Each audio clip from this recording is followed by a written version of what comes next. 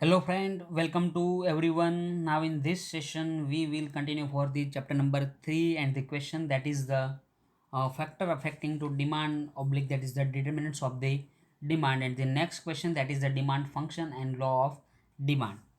In the previous lecture we already completed our question that is the meaning of demand and the factor affecting demand, and we already completed the most of this question that is the price of the complementary goods and the expectation about future price, and the last factor of the demand affecting demand that is the size and demographic profile of the population, and this both factor remaining. So now we continue for the this factor that is the expectations about future price. तो फिर से हम एक बार revise कर रहे हैं कि क्या क्या फैक्टर यहाँ पे है जो डिमांड को अफेक्ट कर रहे हैं, शॉर्ट में ही देख लेंगे ताकि आपको रिवीजन भी हो जाए।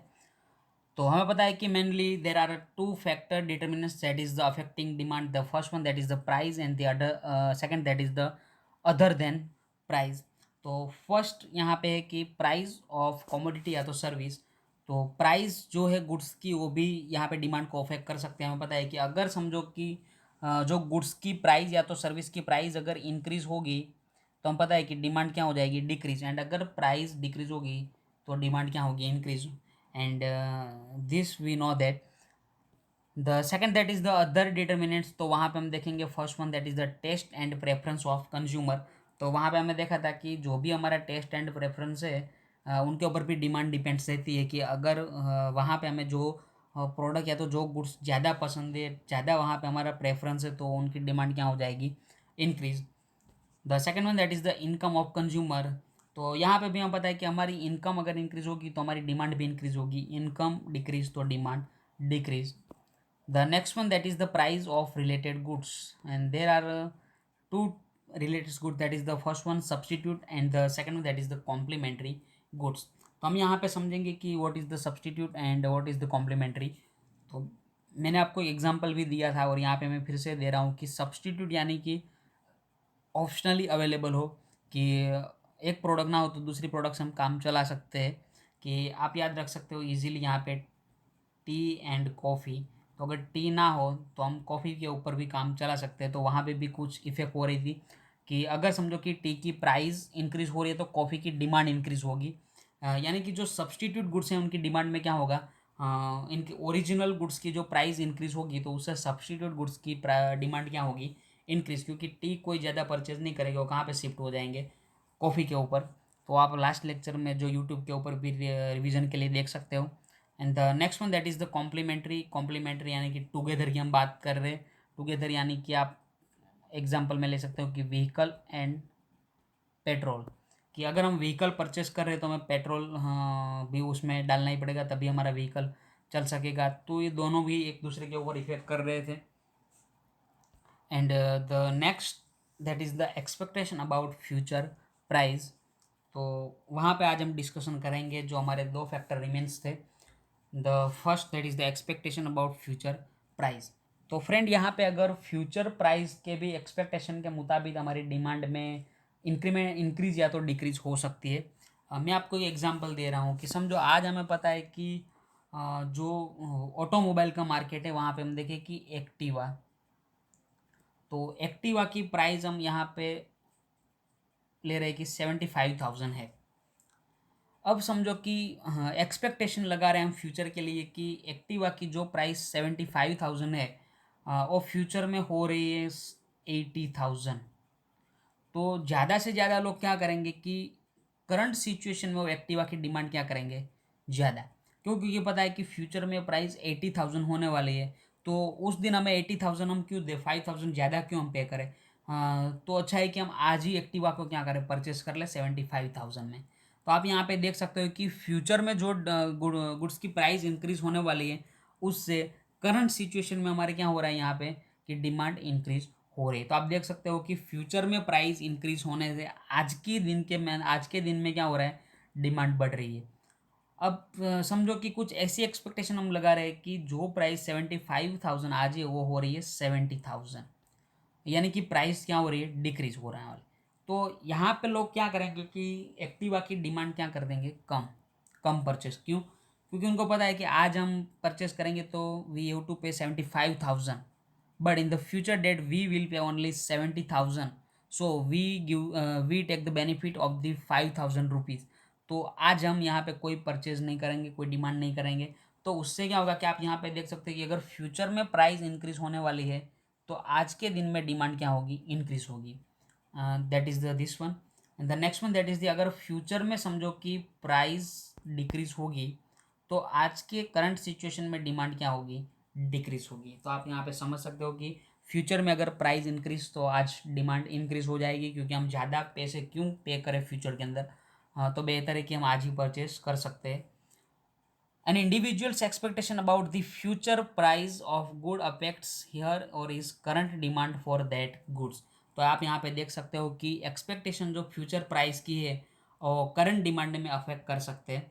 इफ़ आप यहाँ पे देख सकते हो, if the consumer expect the price of good to rise in the future, कि अगर वो ऐसी एक्सपेक्टेशन कर रहा है कि जो गुड्स की प्राइस क्या हो इंक्रीज हो रही है, rise in the future, future में इंक्रीज हो रही है, तो डिमांड क्या होगी, अभी इंक्रीज होगी। मैंने आपको बताया कि फ्यूचर में अगर एक्टिवा की प्राइस 80,000 हो रही है, 75 है, तो हम आज डिमांड हमारी क्या करेंगे, इंक्रीज। क्यों? क्योंकि हम फ्यूचर में परचेस करेंगे तो हमें 80,000 पे करना पड़ेगा, और आज हमें बेनिफिट मिलेगा कि हम आज 75 में परचेज कर सकते हैं। तो उससे क्या होगा कि अगर फ्यूचर में प्राइस इंक्रीज हो रही है तो हम आज ही डिमांड करेंगे।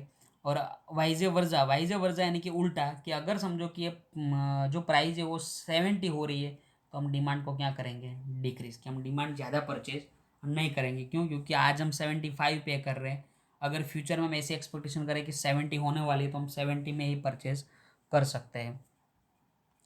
तो यहाँ पे जो फोर्थ फैक्टर है कि expectation about the future price. And the last one that is the size and demographic profile of population. तो जो पॉपुलेशन की हम बात करें तो population is also important factor that is the affect demand. कि हम पता है कि पॉपुलेशन अगर इंक्रीज होगी तो हमारी डिमांड इंक्रीज हो सकती है, एंड अगर पॉपुलेशन डिक्रीज तो डिमांड डिक्रीज। तो आपको शायद पता होगा कि हम जो भी कंट्री की पॉपुलेशन की बात करें तो फर्स्ट नंबर पे जो कंट्री आ रही है पॉपुलेशन में, वो हमें पता है कि that is the China. And जो सेकंड नंबर पे है वो हमें पता है कि इंडिया। लेकिन हम यहाँ पे बात कर रहे हैं फ्रेंड की ऑस्ट्रेलिया की। तो ऑस्ट्रेलिया की जो पॉपुलेशन है वो ओनली 3 करोड़। और इंडिया की पॉपुलेशन की हम बात करें तो आज अप्रोक्सीमेटली 130 करोड़ हम रख रहे हैं यहाँ पे। तो आप देख सकते हो कि ऑस्ट्रेलिया की जो पॉपुलेशन है उनसे इंडिया की पॉपुलेशन 127 करोड़ ज़्यादा है। तो यहाँ पे आप इतना तो आपको समझ में आ ही गया होगा कि कौन सी कंट्री में ज़्यादा डिमांड होगी, कि ऑस्ट्रेलिया के अंदर होगी या तो इंडिया के अंदर। तो हमें ऑब्वियसली पता चल जाता है कि ऑस्ट्रेलिया में ज़्यादा डिमांड नहीं होगी, ऑस्ट्रेलिया में कम। क्योंकि यहाँ पे ओनली पॉपुलेशन कितनी है, ओनली 3 करोड़, और यहाँ पे 130 करोड़। तो 123 जो करोड़ लोग हैं, 130 करोड़ जो पॉपुलेशन है वो सब डिमांड करेंगे, तो यहाँ पे डिमांड ज़्यादा होगी और ऑस्ट्रेलिया में डिमांड क्या होगी, कम होगी। The size as well as demographic profile of population impact the total market's demand for goods. If total population is a large, then total market demand will be more, and vice versa. Likewise, if greater population belongs to particular age group, then the demand for certain goods in the market will be more।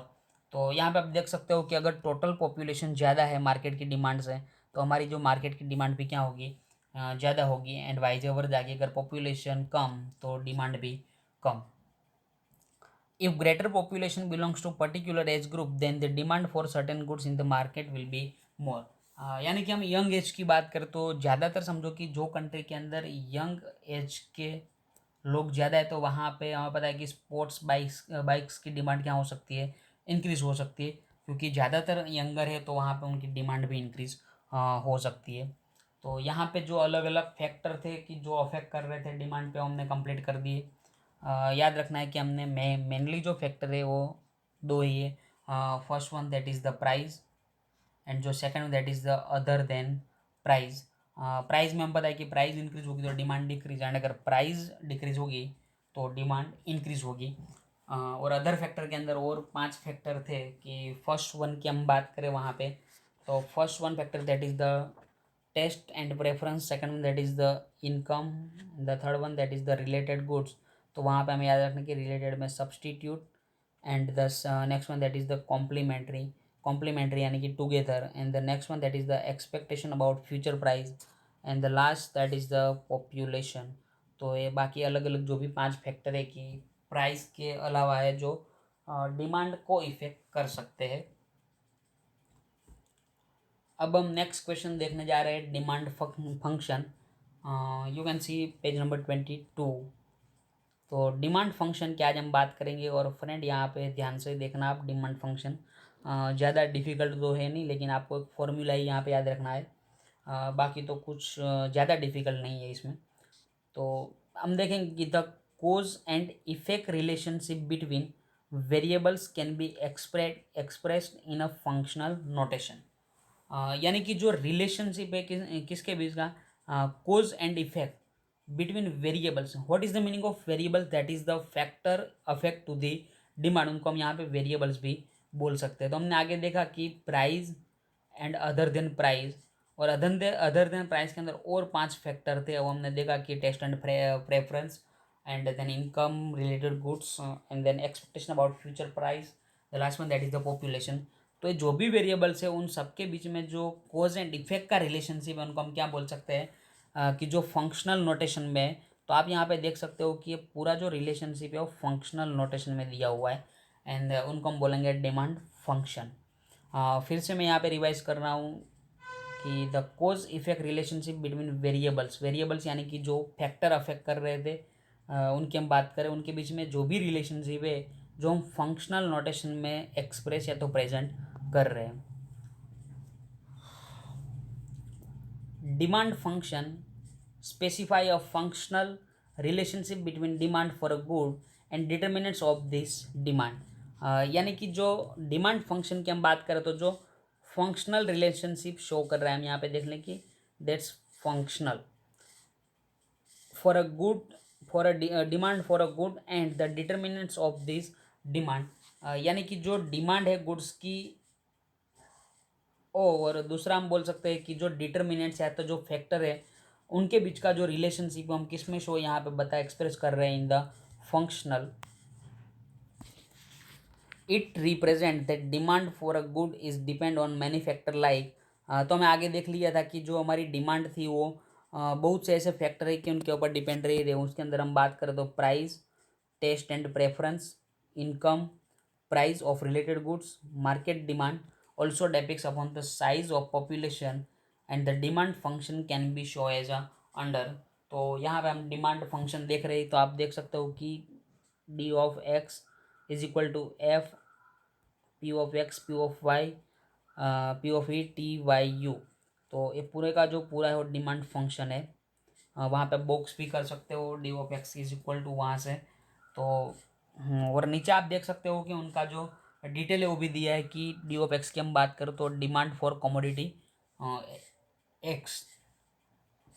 उनके बाद यहाँ पे F लिखा है कि functional notation, and then p of x यानी कि price of commodity x, p of y यानी कि price of related goods y, p of p यानी कि expectation regarding future price, t taste and preference, consumers income यानी कि Y, and you यानी कि अदर फैक्टर्स। तो आप यहाँ पे देख सकते हो कि जितने फैक्टर्स हमने आगे देखे, प्राइस एंड अदर, तो अदर के अंदर जो भी थे रिलेटेड गुड्स की बात करें या तो expectation regarding future price, test preference, consumers income, वो सब यहाँ पे आप देख सकते हो कि एक फंक्शनल नोटेशन के अंदर शो हो रहा है। तो आप यहाँ पे बोल सकते हैं कि this is the demand function. Economics study the relationship between price and demand for a various purpose. In the law of demand, आप यहाँ से अंडरलाइन करना कि the law of demand, the relationship between price and demand for a good is studied by assuming all other demand determines as a given। यानी कि जब हम आगे का ये हमारा क्वेश्चन है that is the law of demand, और ये आप यहाँ पे भी देख सकते हो कि लॉ ऑफ डिमांड। तो लॉ ऑफ डिमांड में क्या होगा कि हमारी जो डिमांड है उसमें कुछ चेंज हो रहा है due to the factor affecting to the demand. तो वहाँ पे हमें पता है कि प्राइस एंड जो सेकंड था कि अदर देन प्राइस। तो लॉ ऑफ डिमांड में क्या होगा कि अदर देन प्राइस में जितने भी फैक्टर हो क्या हो गए, कांस्टेंट। फ्रेंड यहाँ पे ध्यान से देखना कि लॉ ऑफ डिमांड का क्वेश्चन आ सकता है मोस्ट आईएमपी। तो लॉ ऑफ डिमांड में क्या होगा कि अदर देन प्राइस के जितने भी फैक्टर है वो क्या होंगे, कांस्टेंट। लेकिन जो फैक्टर यहाँ पे चेंज हो सकता है वो कौन सा होगा कि प्राइस। और प्राइस में जो चेंज होगा उनकी इफेक्ट कहाँ पे आएंगी, डिमांड में। तो हमें पता है कि अगर प्राइस इंक्रीज होगी तो डिमांड कॉन्ट्रैक्ट्स, एंड अगर प्राइस डिक्रीज होगी तो डिमांड एक्सपांड होगी। उनको हम क्या बोलते हैं, that is the law of demand. तो यहाँ पे भी एक वन सेंटेंस में दे दिए कि लॉ ऑफ डिमांड में क्या है, relationship between price and demand. सिर्फ यहाँ पे हमें प्राइस एंड डिमांड की बात करेंगे, और बाकी के जो फैक्टर है हम क्या करेंगे कि assuming all the other factor is as a constant. तो फिर से मैं यहाँ पे बता रहा हूँ कि अलग अलग मेनली दो फैक्टर जो है वो अफेक्ट कर रहे हैं। फर्स्ट वन हम बात कर सकते हैं कि that is the price, and second that is the other than price. तो अदर देन प्राइस में जितने भी फैक्टर है वो कांस्टेंट रहेंगे, और यहाँ पे हम रिलेशनशिप से किसका करेंगे, प्राइस एंड डिमांड का। तो आज के लेक्चर के लिए हम इतना ही रख रहे हैं, क्योंकि ये थोड़ा डिफ़िकल्ट भी था एक क्वेश्चन, एंड चैप्टर भी थोड़ा ऐसा है कि ऑनलाइन में हम पढ़ रहे हैं। तो आज हम चैप्टर को यहाँ पे ही रख रहे हैं, और नेक्स्ट लेक्चर में हम देख लेंगे next question that is the law of demand and analysis, that is the reason for inverse relationship between price and demand.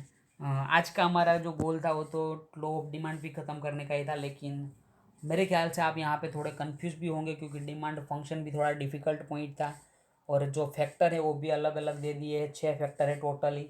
तो यहाँ पे थोड़ा डिफ़िकल्ट होगा कि अगर हम एक साथ पूरा ले लेंगे तो आपको भी कन्फ्यूजन क्रिएट होगा। तो जब हमारा नेक्स्ट लेक्चर आए उससे पहले आप ये दोनों question, that is the factor affecting to the demand and demand function, दोनों रीड करके आना, ताकि जो थर्ड हमारा क्वेश्चन लॉ ऑफ डिमांड उसमें कोई ज़्यादा कन्फ्यूजन ना आए। तो आज के लेक्चर के लिए हम इतना रख रहे हैं friend. Thank you to all of you and take care.